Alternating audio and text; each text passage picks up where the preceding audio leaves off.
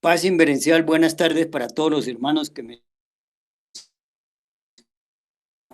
en América Latina y en otros países del continente europeo, el africano y el asiático.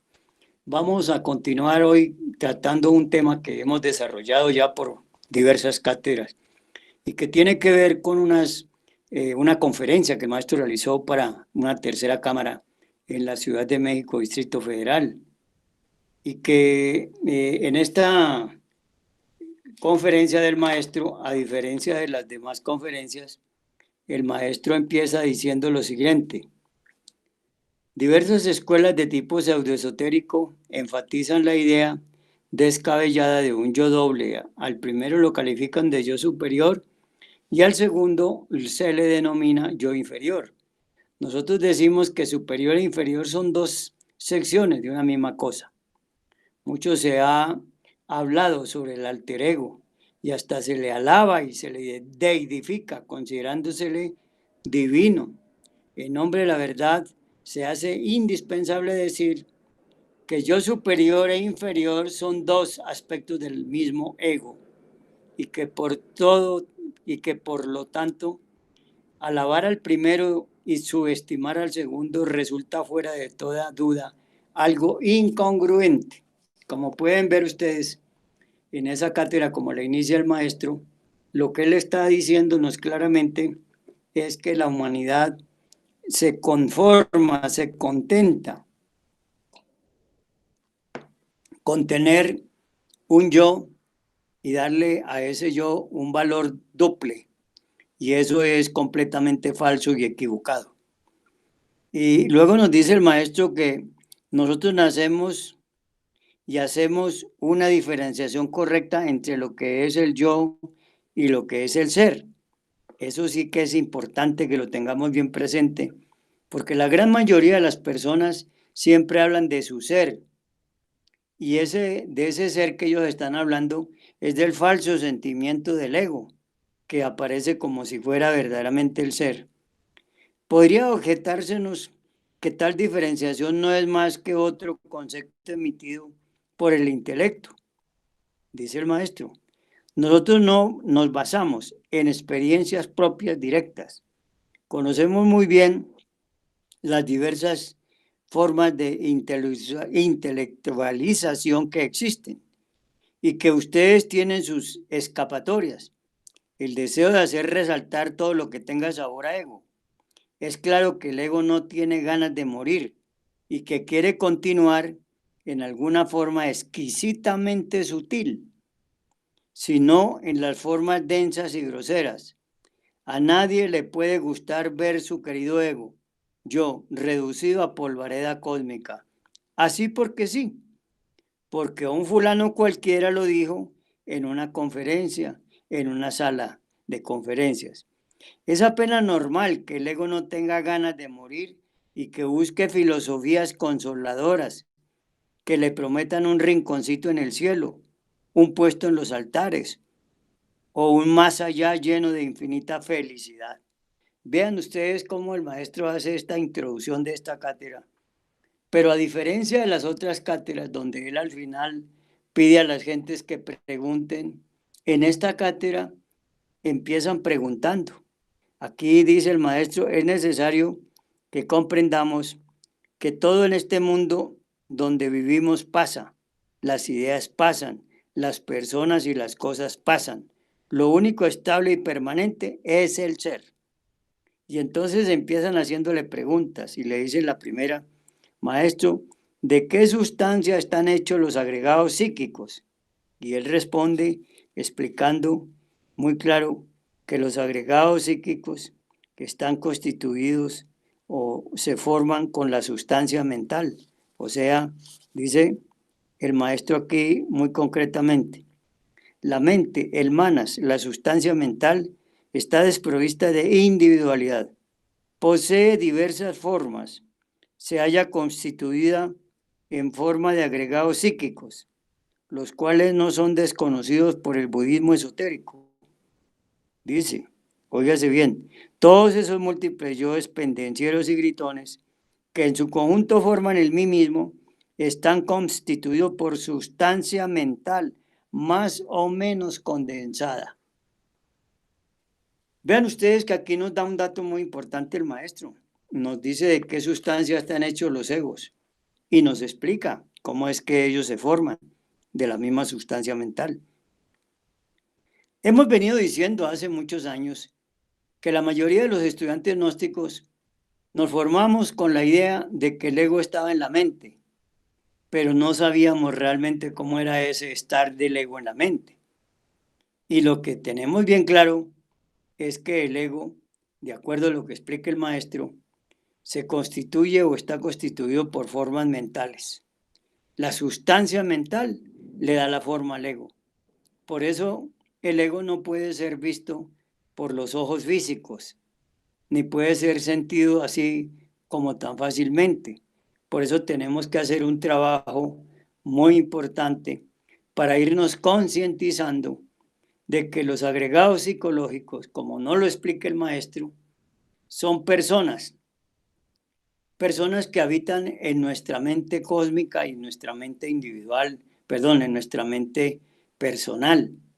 Y en esa mente están establecidos en los tres cerebros: cerebro pensante, cerebro sintiente y cerebro actuante, que está constituido por el motor instintivo sexual. Entonces, ahí podemos ya nosotros tener una idea muy clara de qué es esto del agregado psicológico.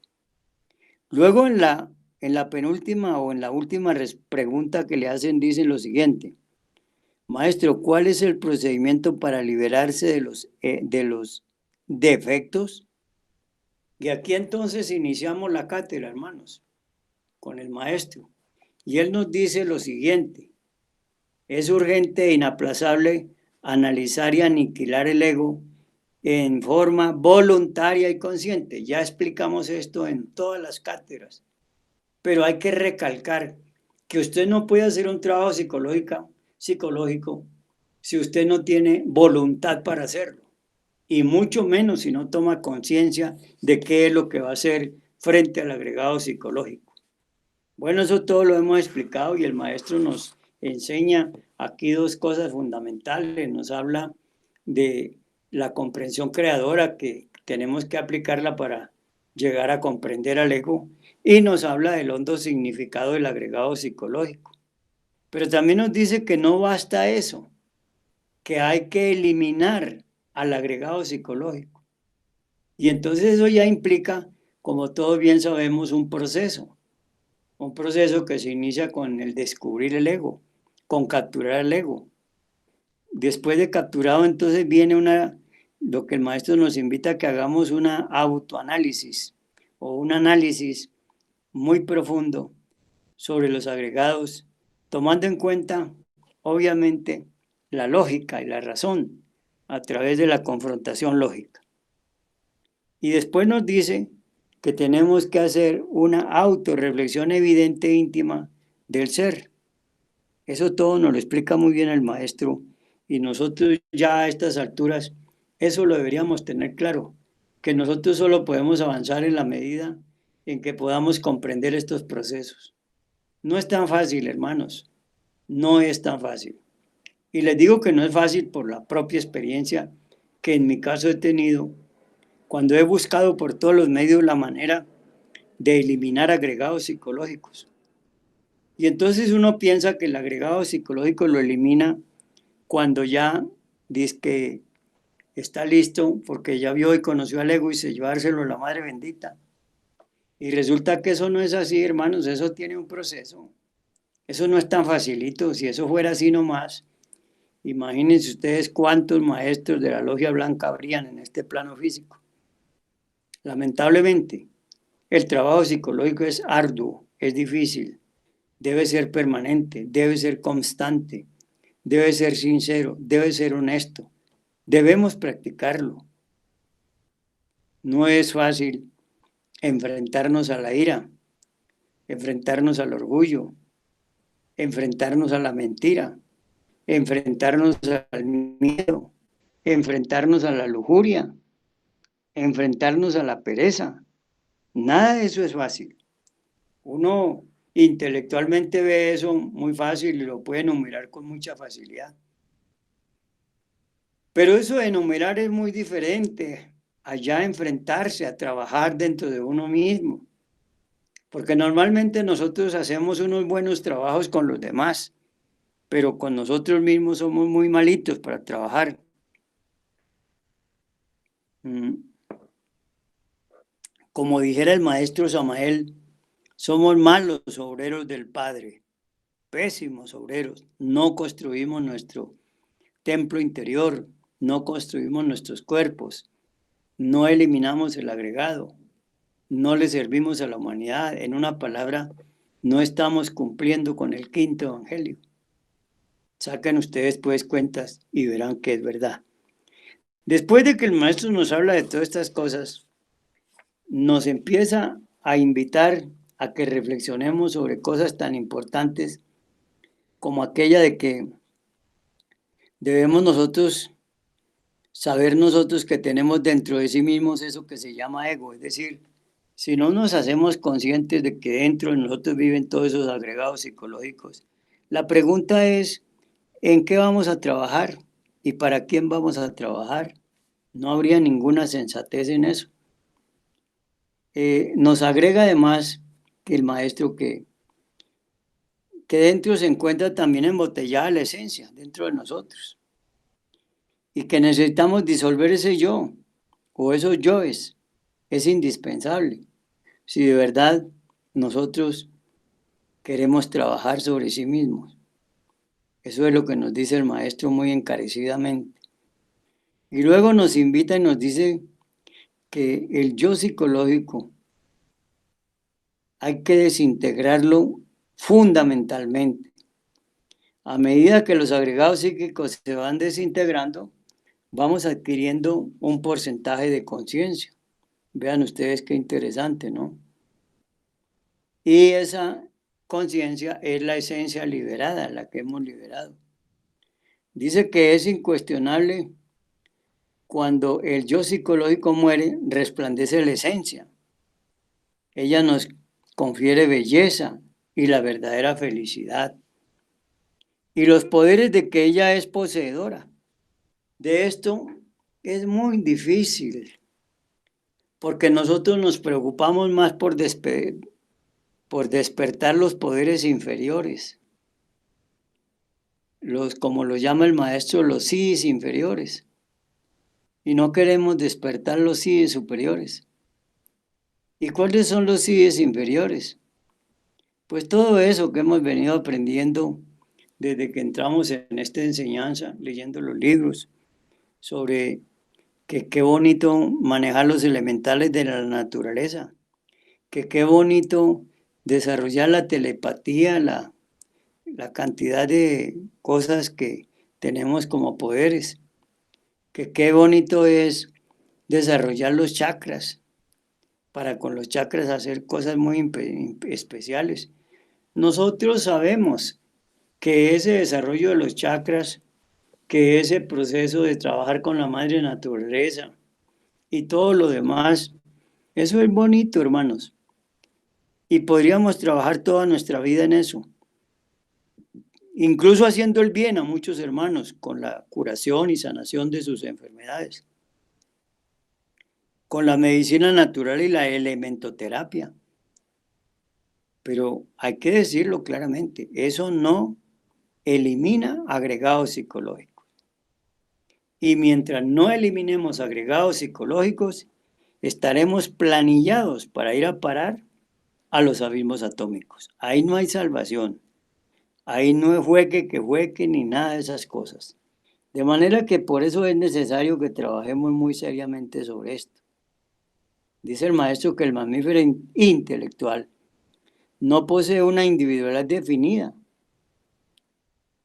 Esta falta de individualidad es la causa de tantas amarguras.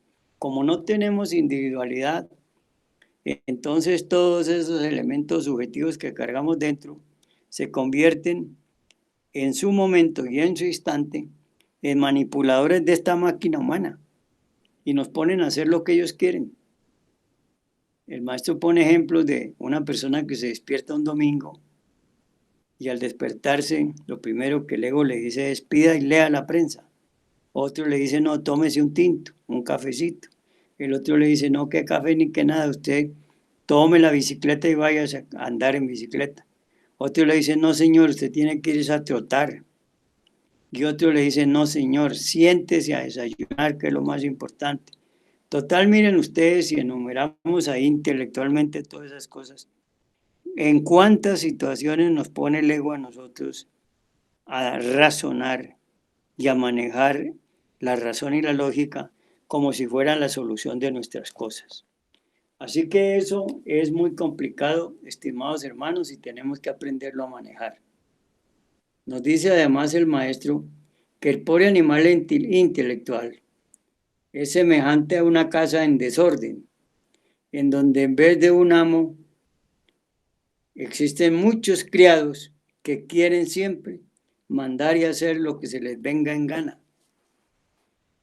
Ese es un ejemplo muy típico para mostrarnos el maestro cuál es nuestra vida, cómo pensamos, cómo actuamos, cómo sentimos, qué es lo que hacemos. De esa manera, él nos advierte de los errores en los que caemos continuamente. Y eso es esencial, eso es fundamental. No podemos seguir pensando a estas alturas de nuestra enseñanza en que todo se va a dar y que todo va a llegar y que todo me va a gratificar. Eso no es posible, hermanos. Ahí no hay ninguna posibilidad. Tenemos que reconocer que si no somos capaces de ponernos a trabajar en la vida cotidiana de instante en instante y de momento en momento, nosotros estamos completamente mal. Dice, el mayor error de los del pseudoesoterismo es suponer que se posee un yo inmutable y permanente, sin principio y sin fin. Esto es una cosa absurda por completo. Ya el maestro nos explicó de qué es el ego. El ego es perecedero, el ego es eliminable, todo eso. Dice, si esos que así piensan despertaran conciencia por un instante, podrían evidenciar su propia multiplicidad. Es decir, ¿qué deberíamos hacer nosotros para convencernos de que somos multiplicidad? No es tan complicado, hermanos. Simplemente con que nos dediquemos a despertar el sentido de la autoobservación psicológica y que ese sentido nos ayude a autoobservarnos. Y nos daremos cuenta que en el tiempo de media hora o un poco menos o más, vamos a tener manifestaciones muy diversas de cada uno de nosotros. Y si analizamos profundamente esas manifestaciones de pensamientos, de sentimientos o de acciones, nos indican claramente que yo no soy una unidad, yo soy multiplicidad. ¿Por qué razón? Porque durante la media hora nunca pude ser el mismo. Cambié de pensar, de sentir y de actuar. Algunos dirán, no, pero es que eso es bueno. Depende. Depende de ese bueno porque si yo tengo que cambiar de pensar, de sentir y de actuar, porque así yo lo dispongo, me parece interesante. Pero si quien lo dispone es unas personas que están dentro de mí, que yo no tengo ningún dominio sobre ellas, pues está muy mal porque yo me he convertido en una máquina humana, en un robot, en un autómata. Y eso es lo que vemos que nos pasa a la gran mayoría de hombres y mujeres en la actualidad. Luego aquí el maestro nos habla lo siguiente. Cuando el yo quiere continuar aquí y en el más allá, se autoengaña con el falso concepto de un yo divino e inmortal. Esto es lo común y corriente. No hay que hacer mucho esfuerzo para comprobar esto. Hemos visto y lo escuchamos cada que una persona se muere, siempre decimos que se fue derechito para el cielo. Pero vaya usted y estudie a esa persona en los mundos internos y seguramente que lo que va a encontrar es lo que el maestro nos explica, va a encontrarse una multiplicidad de fantasmas ahí que son los que viven coordinando la vida nuestra en los mundos internos. Lamentablemente es así. De manera que eso no nos exime de nada. Cuando el yo quiere continuar aquí y más allá, se autoengaña, dice el maestro. Dice, si pensamos en cada yo como una persona diferente, podemos asegurar en forma enfática lo siguiente: dentro de cada uno de nosotros vive en el mundo, existen muchas personas. Cada una de estas personas lucha por la emancipación o supremacía. Quiere ser exclusivamente y cree ser el todo, aunque solo sea una pequeña parte. Dice, no podremos jamás desconocer a sí mismos sin la autoobservación. No podremos jamás conocernos a sí mismos sin la autoobservación. Este sentido, como bien sabemos, todo ser humano o humanoide lo porta, pero está atrofiado. ¿Por qué? Porque no se usa. Generalmente este sentido está inerte. Solo cuando empezamos a despertar un poquito es cuando nos damos cuenta que tenemos herramientas con que hacer un buen trabajo psicológico. Y esas herramientas no son otras que el sentido de la autoobservación, las alertas novedad y alerta percepción, y todavía más claro, aquellos elementos como el choque consciente, que es necesario que todos tengamos presente ese proceso. También deberíamos de mirar con mucho cuidado las demás causas por las que estamos latentes y existentes en este mundo de la existencia temporal por la que pasamos por este mundo. Nos dice el maestro además, no podremos jamás conocernos a sí mismos sin la autoobservación. En tanto, un sujeto siga considerándose uno, es claro que cualquier cambio interior es más que imposible. Claro. ¿Cómo va a poder cambiar una persona que no reconoce quién lo manipula, quién lo maneja? ¿Cuántas entidades están ahí a la acechanza de usted para tratar de inducirlo y llevárselo a los mundos superiores, o mejor, a los mundos inferiores, sin ninguna diatriba? Reflexionando un poco sobre las diversas circunstancias de la vida, bien vale la pena comprender seriamente que las bases sobre las cuales descansamos, óigase bien, hay que conocer las bases sobre las cuales descansamos. Y muchos dirán, yo las conozco. No creo. No es tan fácil conocerlas porque no pertenecen al mundo físico. Son bases que están en el mundo metafísico o en el mundo interior. Vuelvo a leerle, reflexionando un poco sobre las diversas circunstancias de la vida, bien vale la pena comprender seriamente las bases sobre las cuales descansamos.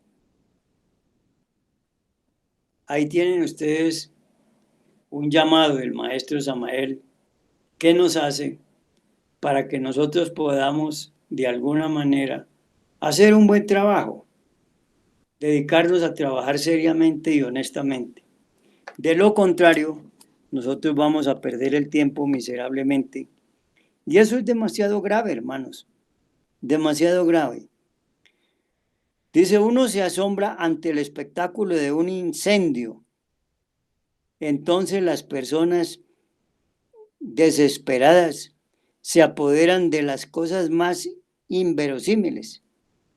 Son personas entregadas a esas cosas que no tienen la menor importancia.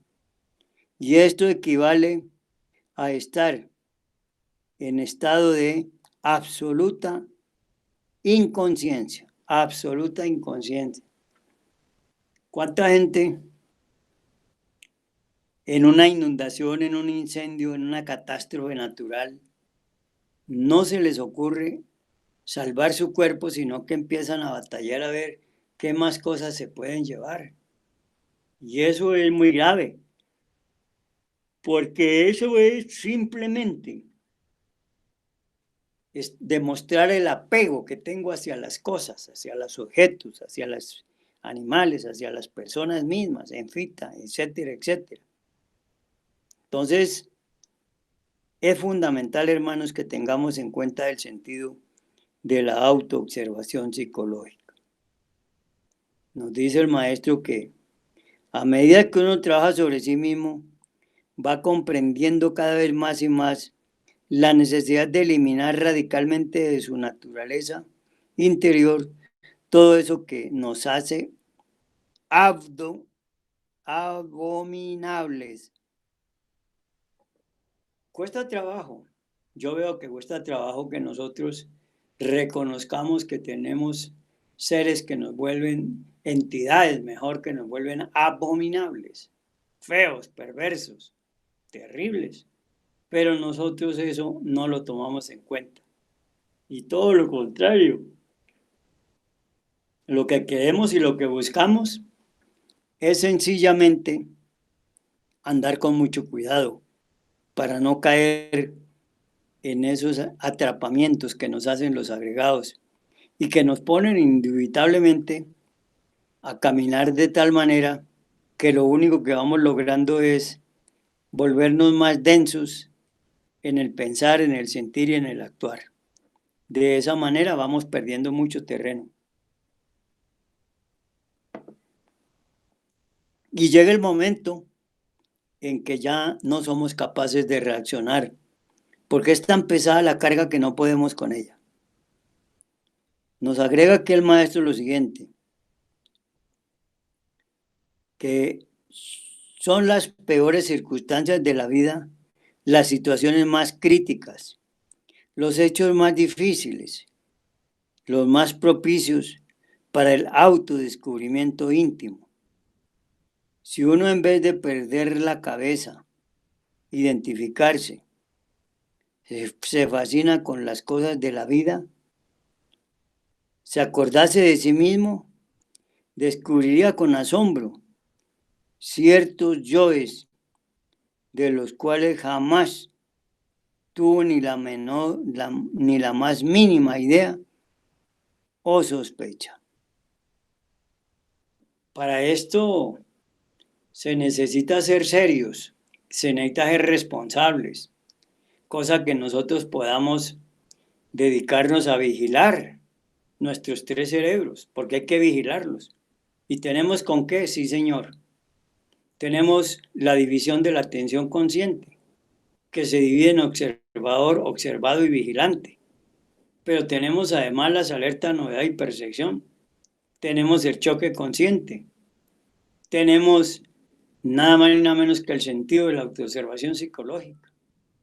Y tenemos cantidad de herramientas que al irlas poniendo a funcionar y desarrollar, nos vamos dando cuenta que estamos avanzando en la enseñanza y que lo estamos logrando. Y eso es muy satisfactorio, porque un estudiante que pueda decir, oiga, no soy un gran estudiante, pero por lo menos ya tengo la capacidad de descubrir los agregados en acción. Porque una cosa es uno ponerse a enumerar agregados psicológicos mentalmente e intelectualmente, y otra cosa muy distinta es que nosotros seamos capaces de descubrir los agregados y al descubrirlos también seamos capaces de ponernos en forma permanente, de instante en instante y de momento en momento, a seguirle los pasos hasta capturarlos. Y ahí ya tendríamos 2 pasos, los hemos descubierto y los estamos capturando. ¿Qué sigue después? Después sigue el análisis. de todo lo que ese ego ha hecho conmigo. Un análisis profundo, como dice el maestro. Bueno, ya eso lo logra uno y lo puede sacar adelante. Y entonces, ¿qué es lo que debe hacer? Tiene que dedicarse a ver cómo avanza, porque apenas está en 2 pasos. El descubrimiento, que ya lo hizo, y está presto a lograr la captura de uno de tantos de estos agregados, porque tenemos que saber a cuál vamos a capturar. No podemos hacer como hacían antiguamente los cazadores de aves, llamados cazadores de patos, que podían volar y entonces el cazador con una escopeta de perdigones le disparaba a todos y no mataba a ninguno ni cogía a ninguno. Así nos puede pasar a nosotros en esta enseñanza del agregado psicológico.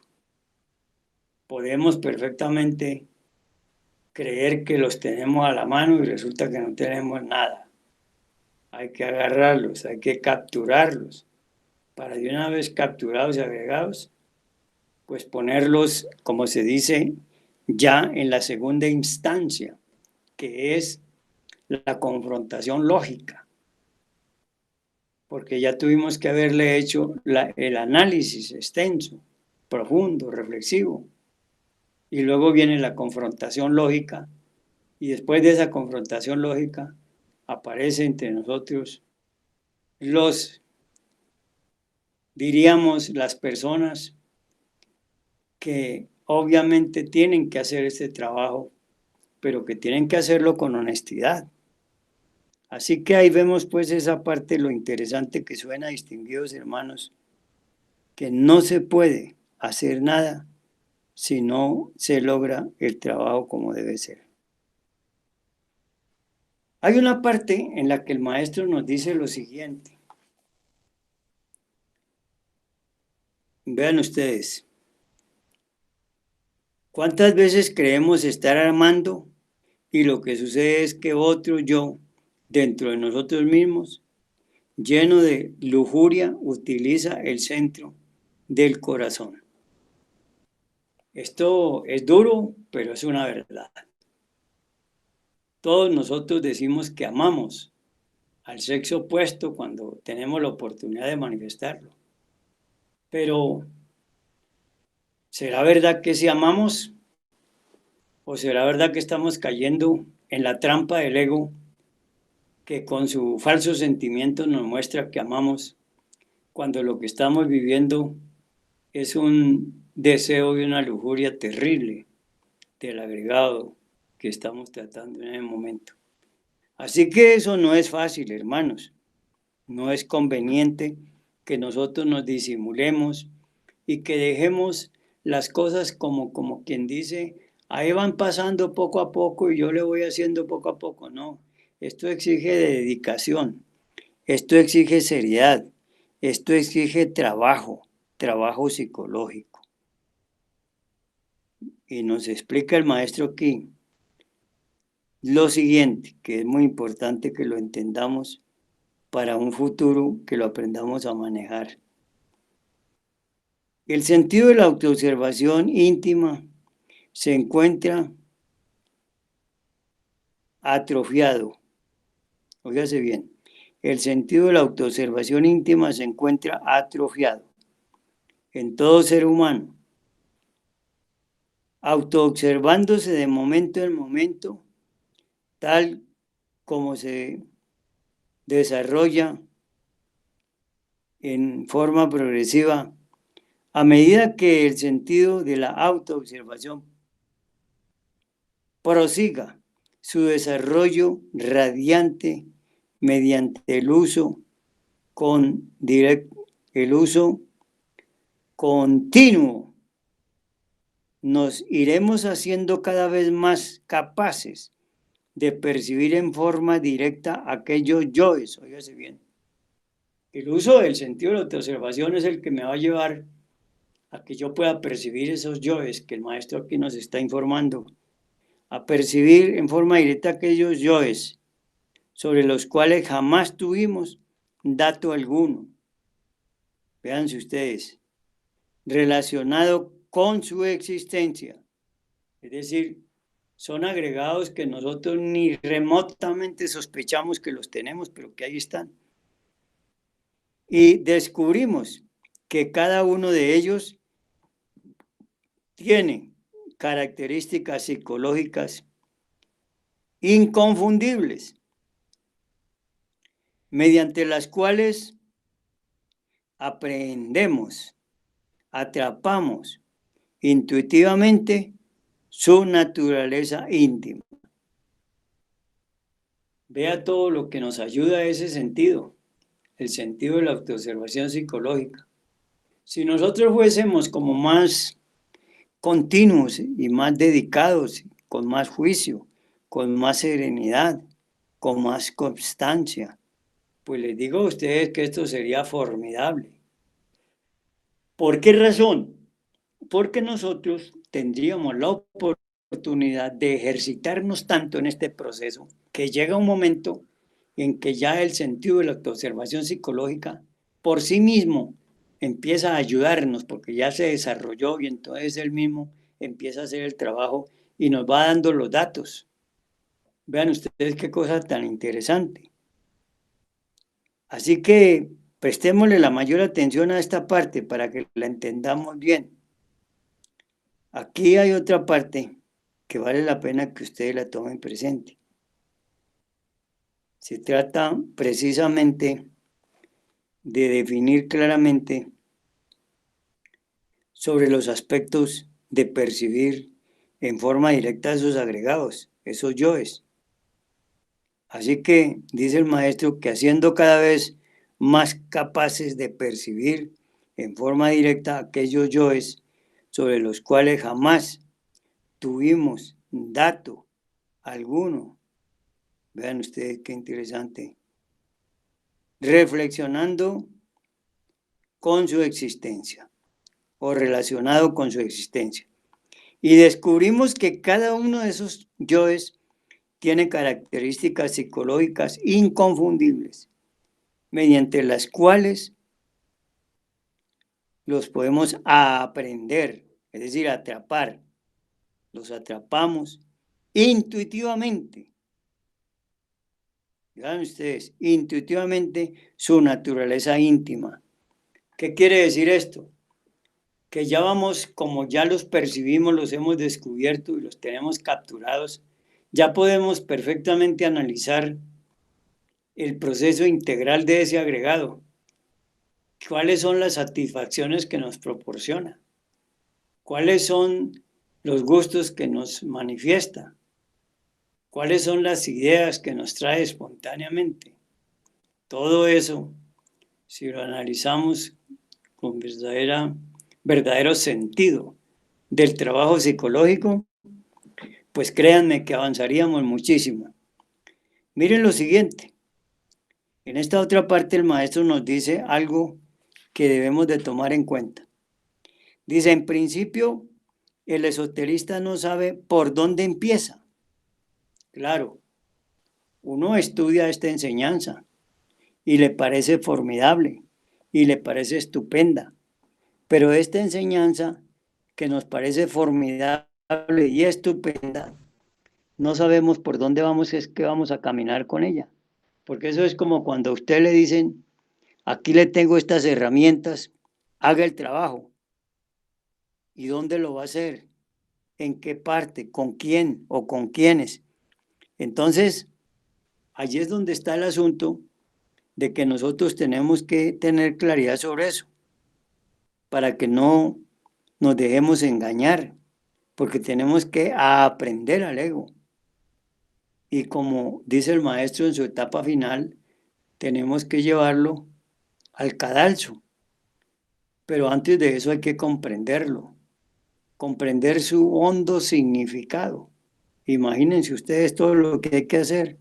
La comprensión llega hasta ese punto, hasta tener usted que indagar sobre el hondo significado de ese agregado, porque si no tenemos claridad sobre el hondo significado de ese agregado, seguramente lo que vamos a hacer es tonterías porque no vamos a lograr absolutamente nada. Dice, en principio, el esoterista no sabe por dónde empezar. Siente la necesidad de trabajar sobre sí mismo, pero se halla completamente desorientado.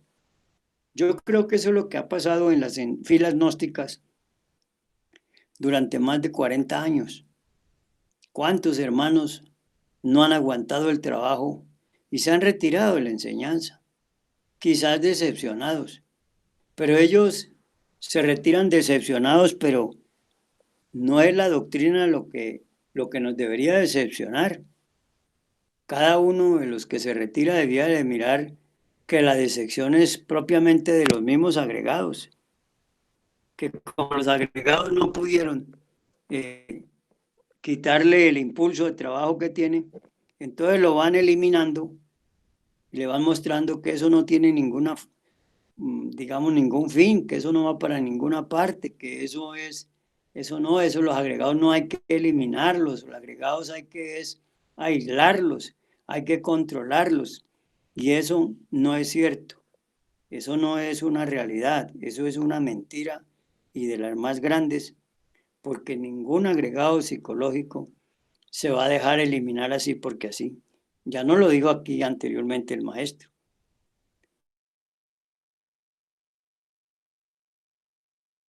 Gentes, tenemos que aprovechar el conocimiento que el maestro nos da, porque esa es la verdad.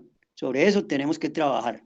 Así que, apreciados hermanos, tenemos que seguir en este proceso de instante en instante y de momento en momento, porque así de esa forma es como logramos avanzar en el proceso de nuestra enseñanza. Nos dice además el maestro que aprovechando los momentos más difíciles, óigase bien, esto suena como raro, ¿cómo así? Que para yo poder avanzar en el camino esotérico tengo que tomar en cuenta los momentos más difíciles. Sí, señor, esa es la verdad. Y nos dice el maestro que esos momentos difíciles, esas crisis tan duras, son las que con más facilidad nos pueden sacar adelante. Entonces dice, aprovechando los momentos más difíciles, los instantes más adversos, descubrimos nuestros defectos sobresalientes. Es decir, aquí hay una clave muy interesante, y es que si nosotros somos capaces de ser tenaces, fuertes, poderosos en el trabajo, y nos enfrentamos a cualquier crisis, por dura que sea, siempre trabajando psicológicamente, vamos a lograr conocer esos elementos subjetivos que no conocemos y de esa manera lograr un proceso de trabajo muy interesante que nos va a dar grandes resultados, que nos va a hacer autodescubrirnos, porque nos autoexploramos y al autoexplorarnos nos autoconocemos. Eso sí que es importante.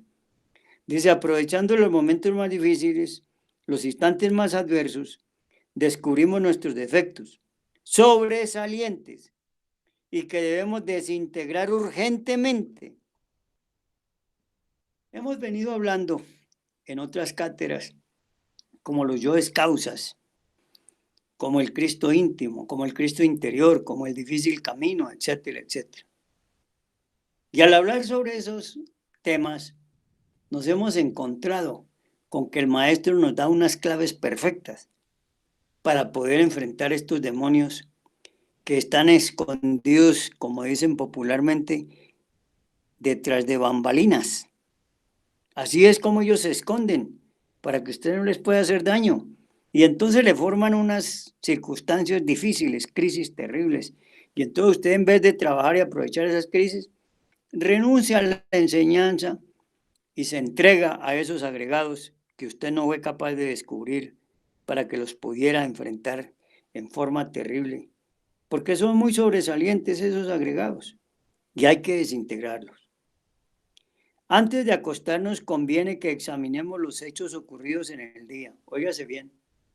Esta es una práctica que debiéramos de acostumbrar sin ninguna retaliación. Hay que hacerla porque hay que hacerla. Debemos hacerla por nuestro propio bien. Es necesario que la hagamos para que así de esa manera podamos salir adelante. Entonces, nos aconseja el maestro que aprovechando los momentos más difíciles, los instantes más adversos, descubrimos nuestros defectos sobresalientes y que debemos desintegrar urgentemente. Y luego nos dice, antes de acostarnos, es decir, antes de dormirnos, conviene que examinemos los hechos ocurridos en el día. La pregunta es esta, hermanos, ¿cuántos de ustedes están ejercitando esta práctica en las noches de ponerse a hacer la retrospección para darnos cuenta de todo lo que nos ocurrió con los egos o agregados durante todo el día? Si hacemos eso, maravilloso, hermanos, pero si no lo hacemos, estamos perdiendo el tiempo. Dice el maestro, recordemos que en esoterismo, bueno es todo lo que está en su lugar, malo es todo lo que no está en su lugar. Óigase bien, aquí ya pues el maestro nos empieza a borrar ese concepto del bien y del mal. Y él lo cambia por lo que debe ser. Las cosas son buenas cuando están en su lugar. Las cosas son malas cuando no están en su lugar.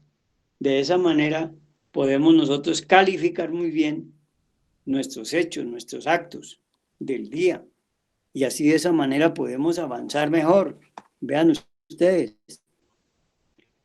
¿Qué diría un varón manso y tolerante que estuviese bendiciendo a una cuadrilla de asaltantes que intentasen violar a su mujer e hijas? Oiga bien la pregunta, esto sí que suena duro, pero que es real. ¿Qué dirías de un varón manso y tolerante que estuviese bendiciendo a una cuadrilla de asaltantes que intentasen violar a su mujer y a sus hijas? Dice, ¿qué opinarías de un hombre servicial que en un instante dado prestase un puñal al asesino? El delito se disfraza de santo, usa las mejores virtudes, se presenta como mártir dentro del perfume de la plegaria. También se esconde el delito. Esto es para reflexionarlo muy profundamente, hermanos. Hay que reflexionarlo muy profundamente, hermanos, porque nosotros estamos en una situación en la que necesitamos con urgencia, pero con urgencia máxima, distinguir lo bueno de lo malo. Y aquí está la clave. Bueno es lo que está en su lugar, malo es lo que no está en su lugar. Esa es la clave perfecta, distinguidos hermanos, que tenemos que llevar hacia adelante. Y mire lo que nos dice, por estar con esos falsos sentimientos del agregado psicológico, es por lo que el mundo se encuentra en estas dificultades tan temerosas y temerarias como las que estamos viviendo. ¿Por qué? Porque el mundo se guía por lo que llamamos nosotros el falso sentimiento del agregado psicológico. La gente que está entregada a la codicia, a la avaricia, no le interesa para nada los problemas de miseria que vive la humanidad. O si le interesan, lo hace en forma eminentemente intelectual. Pero si le pidiesen algo para ayudar a esos seres, diría, no, no, no, que trabajen. Eso hay que trabajar. Nunca daría una ayuda. No tienen la menor idea de que él está poseso de unos demonios muy perversos que él ni siquiera sabe cuáles son. Y entonces se engaña, como pasa aquí lo que nos está diciendo el maestro con los dos ejemplos que nos cita. Ver tales creaciones, observar esas monstruosidades del infierno dentro de las cuales se encuentra embotellada nuestra mismísima conciencia, se hace posible con el desarrollo progresivo del sentido de la autoobservación. Bueno, muchos estudiantes no le han querido dar la importancia que implica empezar a despertar el accionar, el trabajo de ese sentido, que está ahí quieto, como que nadie lo mueve. Y se pasan los años y y llega la hora de la muerte y nunca se movió ese sentido de la autoobservación. Y la persona se fue de este mundo sin haber tenido la más mínima brillantez o iluminación de conciencia, para nada. Y ahí quedamos sepultados en los mundos de los abismos atómicos. Mientras tengamos esas aberraciones dentro, seremos una abominación. Óigase bien. Aunque nos creamos bellos o justos y hasta nos quejemos de la ingratitud de las demás personas y gritemos que no nos entienden. Óigase bien, el sentido de autoobservación nos permite ver claramente al yo que estamos disolviendo y los resultados patéticos y definitivos del trabajo interior. Esta parte la vamos a tener que estudiar mucho, hermanos, la vamos a tener que estudiar y estudiar y estudiar. Así que yo los invito a que reflexionemos mucho sobre este trabajo, porque la verdad sea dicha, nosotros estamos muy quedados en esta parte y no hemos hecho ningún esfuerzo por analizar esta parte que veo yo que vamos a tenernos que detener aquí en las próximas cátedras, porque este párrafo, que es extenso, nos está diciendo cosas muy interesantes el maestro. El sentido de la autoobservación nos permite ver claramente al yo que estamos disolviendo y los resultados patéticos y definitivos del trabajo interior. ¿Será que estamos disolviendo algún yo psicológico en nosotros?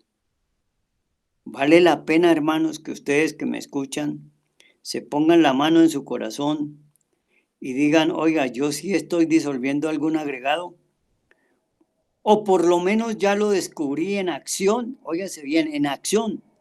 No es que lo descubrió intelectualmente, eso no sirve, es en acción. Es cuando el ego está actuando donde hay que buscarlo y descubrirlo. Y si es fácil capturarlo, obviamente. Y si en ese momento no es posible capturarlo, pues hay que seguir haciendo el trabajo hasta que lo capturemos. Pero todos estos pasos antes hay que manejarlos muy bien para que no nos perjudiquen.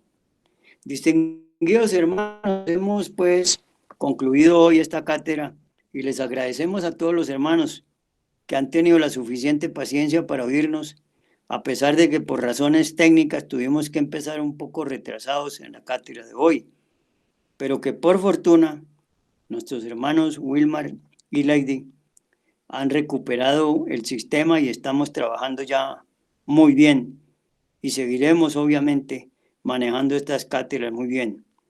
Mañana tenemos la 9 de la mañana. Invitamos a todos los hermanos que nos escuchan a que se conecten con nosotros por las líneas de YouTube y Facebook. Nuestro hermano Wilmar ya ha entregado el sistema para que ustedes puedan verlas. Y a las 11 de la mañana tenemos nuestra cátedra de Psicología Revolucionaria. Así que agradecemos infinitamente el habernos prestado su atención y los invitamos a que nos sigan acompañando mañana y en el curso de la semana entrante en las cátedras que tengamos. Paz inverencial, hermanos. Paz inverencial, don Vicente, muchas gracias. Si alcanzamos a completar la hora o no.